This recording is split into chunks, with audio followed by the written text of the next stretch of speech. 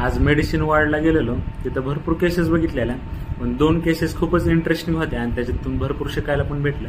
एक होती व्हीटॅकची म्हणजे वेंट्रिक्युलर टॅकिकार्डिया, दुसरी पीव्हीसी म्हणजे प्रीमॅच्युअर वेंट्रिक्युलर कॉन्ट्रॅक्शन.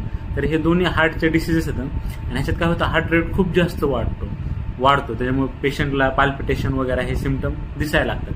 आणि दोन्ही पेशंटमध्ये एक कॉमन गोष्ट होती, त्यांना लिहून दिलं तर ईपीएस स्टडी. दोन्ही पेशंटला ईपीएस स्टडी असं लिहून दिलं. ईपीएस म्हणजे काय, इलेक्ट्रोफिजिओलॉजी स्टडी. आणि स्टडी एवढी इम्पॉर्टंट काय, दोन्ही ज्या कंडिशन आहेत व्हीटॅक किंवा पीव्हीसी, वेंट्रिक्युलर टॅकिकार्डिया किंवा प्रीमॅच्युअर वेंट्रिक्युलर कॉन्ट्रॅक्शन, तर ह्या दोन्ही कंडिशनमध्ये ॲबनॉर्मल हार्ट रिदम जनरेट होतात.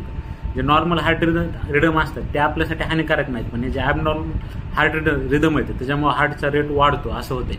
हे ईपीएस स्टडी जी इलेक्ट्रोफिजिओलॉजी स्टडी, ह्याच्यात आपण पिन पॉईंट जागा शोधून काढतो की कोणत्या जागेवर हे सिग्नल जनरेट व्हायला लागले.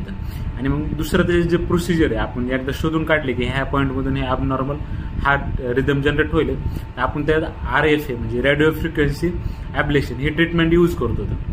एकदा RFAचा यूज करून, रेडिओ फ्रिक्वेन्सी ॲब्लेशनचा यूज करून आपण ते टिश्यू जाळून टाकले जिथून हे ॲबनॉर्मल रिदम जनरेट होले, तर हा 100% क्युअर होतात. हे व्हीटॅक आणि पीव्हीसी हे खूप इम्पॉर्टंट आहे ट्रीटमेंट ह्या पेशंटसाठी, कारण 100% क्युअर रेट आहे आणि ह्याचे कॉम्प्लिकेशन पण होत नाहीत. प्रोसिजर जास्त 95% पेक्षा जास्त प्रोसिजर सेफ आहे.